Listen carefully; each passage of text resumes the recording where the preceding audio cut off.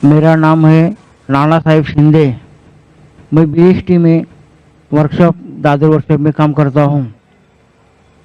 मैं मेरी तरफ से सभी भाई बहनों का नमस्कार चाहता। भाई साहब जरा वापस से सवाल पूछ सकेंगे? धीरे से और जोर से, जरा ऊंची आवाज में पूछिए। मेरा सवाल है, मेरा बच्चा 28 बरस का है, वो मतिमंद है। मेरा बच्चा खाली खाना पीना चाहता है, सोना चाहता है, कुछ भी काम करता नहीं। माँ बाप को गुस्से से कुछ भी बोल सकता है और मैं उसके लिए बहुत इलाज किया, परंतु उसका कोई फायदा नहीं हुआ है मेरे को। इसलिए मैं आपकी अदालत में आया हूँ। आप मेरे सवालों का जवाब दीजिए। मेरा बच्चा कुछ भी काम करता नहीं, कुछ भी काम करता नहीं, खाली गाली देता है।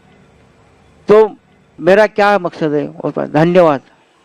भाई साहब ने सवाल पूछा है, उनका बच्चा 28 साल का है और कुछ भी काम नहीं करता है, फिर सोते रहता है, गाली देता है, बात नहीं मानता है, तो मैं क्या करूं?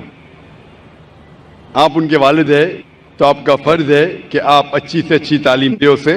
जिस तरीके से कुरान मजीद में कहा गया है कि आपके बच्चे आपके लिए फितना हैं, आपके लिए एक इम्तिहान है, तो आप अपने इम्तिहान में पूरे तरीके से सफलता पाने की कोशिश कीजिए। आपको आपका धर्म पूरा करना चाहिए। आपका जो काम है, आपका जो फर्ज है, पूरा कीजिए। आप बच्चे की देखभाल कीजिए, उसे अच्छी तालीम दीजिए और कोशिश कीजिए कि उसको अपने ईश्वर, अपने भगवान, अपने अल्लाह की तरफ सिर्फ अल्लाह की इबादत करे और किसी की नहीं। ये आपका फर्ज है। देखो कि उसके सही ईश्वर, सही खालिक के बारे में उसे कहो। और उसके बाद आपके मेहनत के बाद भी अगर आपका बेटा अगर नालायक निकलता है, आपको अपना फर्ज पूरा करना चाहिए। आप इम्तिहान में कामयाब होना चाहिए।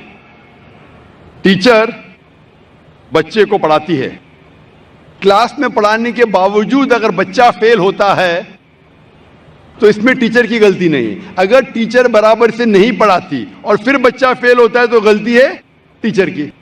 लेकिन अगर टीचर बराबर से पढ़ाता है बच्चों लोग को और उनमें से कुछ बच्चे फेल होते हैं तो गलती है उस तालिबे इल्म की, टीचर की नहीं।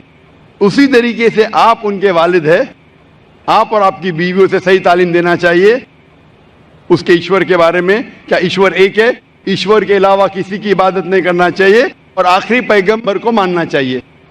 ये आपका फर्ज है कि आप उसे सिखाएं। उसके बाद अगर वो बदतमीजी करता है, आपकी बात नहीं मानता है, आप अपना काम कर चुके, उसके बाद जिम्मेदार नहीं रहेंगे। आपको फिर भी उससे अच्छे से पेश आना चाहिए क्योंकि आप उसके वालिद हैं और आपको इंशाल्लाह सफलता मिलेगी जिंदगी में। और हम दुआ करते हैं कि अल्लाह सुब्हाना व तआला, ईश्वर, आपके बच्चे को भी हिदायत दे और समझ दे ताकि वो अच्छी जिंदगी बसर कर सके। Hope that answers the question.